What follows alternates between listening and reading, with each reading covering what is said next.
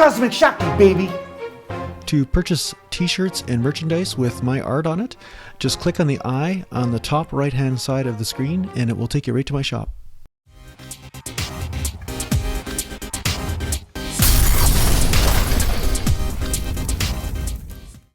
So I just had somebody comment on my video how I increased my bench press within 20 minutes, okay?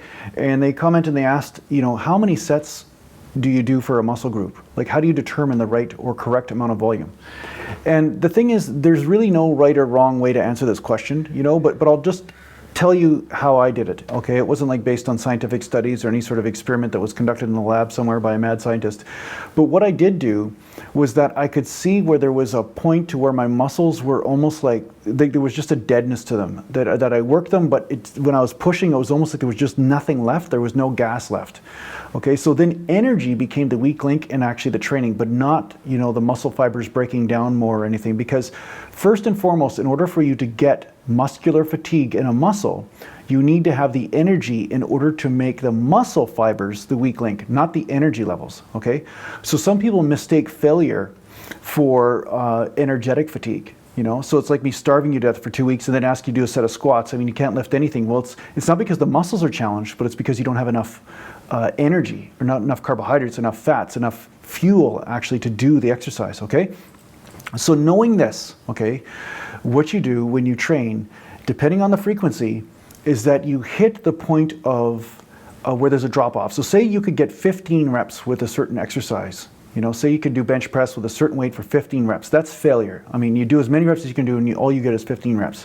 At some point, you know, the next set you might get 13 or 12, then you might get 10, then you might get 8 or 9, and sometimes you'll find that you might go back up again because your nervous system adapts. Sometimes you can actually still get 11 reps or 12 reps, but there'll be at some point a time where your next set, all of a sudden you drop down 3 or 4 reps. Like, you'll notice this, just from an empirical standpoint, you'll see that you'll go from doing 12 reps or 11 reps down to like 5 or 6, okay? Just bang, it's like absolute fatigue. At that point, you know that you've exhausted your fuel reserves and that you've actually hit as much fatigue as you can in that workout. And most likely it's because you ran out of fuel, you know, you couldn't do any more sets because of that. But also, it also shows that you've fatigued the muscle enough so that it just cannot contract anymore, any harder. You've already done the damage necessary for that exercise. Now, you may work that same muscle group again with a different exercise, but you'll notice the same type of phenomenon also happen there. Now, as a general rule, I found that 5-6 sets for a muscle group every 2 days is more than enough, okay?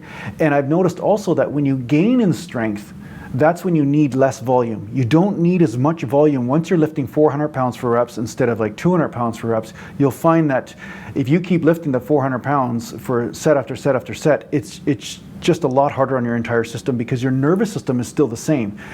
I just wanted to interject something here.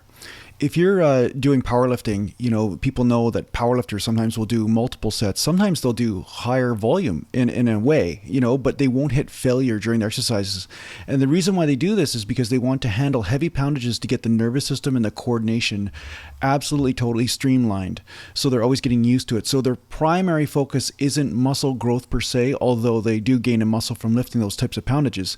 But they're not worried about, you know, some of the other fibers because they want to increase strength to weight ratio, right? That's a big deal, right? Because you're in a weight class and you want to lift as much possible weight at a certain body weight as possible.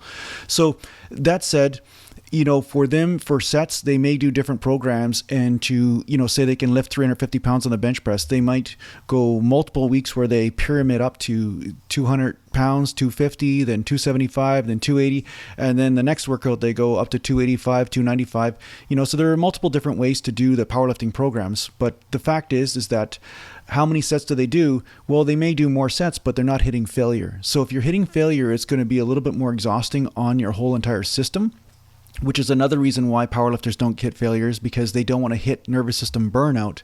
And if you include high intensity, high weight, and failure, it's a recipe for disaster if you go over the line. You know, that's why I always ask people to keep your rep ranges between 50 to 20, and then 10 to 15, and then 5 to 10, and always cycle them around. Don't stay with just 5 to 7 reps every single workout, because you will end up injured, especially if that's your failure range.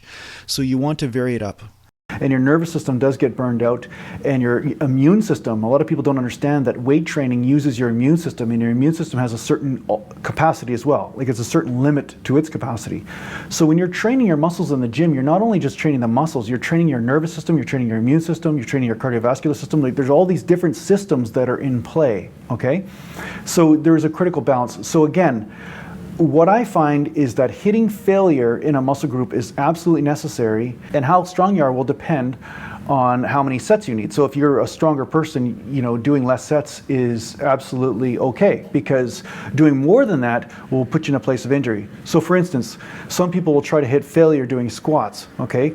But the problem is that if they hit absolute failure in squats, perhaps you'll injure yourself because your lower back can't maintain the lordotic curve, and then the lower back rounds. So that's actually failure in squat, not whether your legs can keep on pump or not, because your legs can go a lot longer sometimes, and in some cases, than your lower back can maintain proper posture, right? So these are all factors that are involved. So if you're training a muscle group once a week, I would say, you know, anywhere from 10 to 20 sets is more than enough. But if you're hitting absolute fatigue, I would say, you know, 12 sets, you know, 10 sets, 8 sets. It might be less for you, you know. So if you notice that you perform 10 sets for an exercise and you're more than recovered 2 days later, and you're only training a muscle group once a week, most likely you need either more sets or more frequency. That's how you adjust it. So the final thing I'm going to say, you know, the secret to how you know whether you're doing enough sets or not is what I've done, okay? What I would do is that I would work a muscle group, and then I'd be super sore the next day, and then maybe 2 days later, super sore. But then there'd be a point to where I start to recover, and I'm almost totally recovered. And before I'm totally recovered, I have to make sure I'm still in the gym. I come back in the gym and work that body part. So working a body part when it's a little bit sore is a great feeling way to know whether you're doing enough volume or enough frequency. So say you've decided every Friday you're going to do legs. Well, if you're totally recovered by the time Monday comes around or Tuesday, then you're not training legs enough. That's the way it was for me. That's the way I found I made the most gains. If I was recovered by the time Monday came around, but I was going to train legs on Friday, that meant that I would be totally out of shape by the time Friday came around again. I go to Friday and it felt like I was starting for the first time in the gym. It felt like my nervous system groove was off. It felt like I wanted to puke in a bucket right away, because it was almost like my legs were out of shape. There was not enough blood in there. You know, so you have to go on an individual sort of case-by-case basis, and everybody will function differently. You know, I know some people, they train on Tuesday, they train chest, and they're still sore in chest when it comes down to Monday, you know, the next week. So in that case, that person is doing the right frequency for them. So I hope this helps you understand how you should train, or how many sets you should do. You know, it really boils down to how do you feel? What is happening when you perform a certain amount of sets? Okay, so if you're performing 10 sets and you're sore 2 days later, but you're going to train, you know, on the third or fourth day, if you're just a little bit sore, then it's right. But if you're not sore at all after you leave the gym, or, you know, 2 days later you don't even feel like you worked out, well, then chances are you need to push the intensity or push more sets. And the intensity can happen in a few different ways, right? Intensity can happen through more volume, which means more sets. It can happen through more failure, and it can happen through more weight, okay? And then fourthly, of course, it can happen through more frequency, where you train the body parts more often in your cycle. You know, like you're training Monday, Wednesday, Friday would be a certain type of intensity. For, say you train chest all those days, and it would be more intense to train chest Monday, Tuesday, Wednesday, Thursday, Friday, right? And I know that goes against a lot of the theories out there of you needing rest and everything. But what I'm saying is that you can cater the type of training depending on the frequency. So you really have to go on feel on this. That's really the most important thing. That's what I can teach you the best, is just to go on feel and to really build this relationship with your body, and then from there you'll make the right decisions for it. So I hope this helps you out a lot, and take care for now. Do it your way. Now that I've spoken, let me introduce myself. My name's Thunderdog.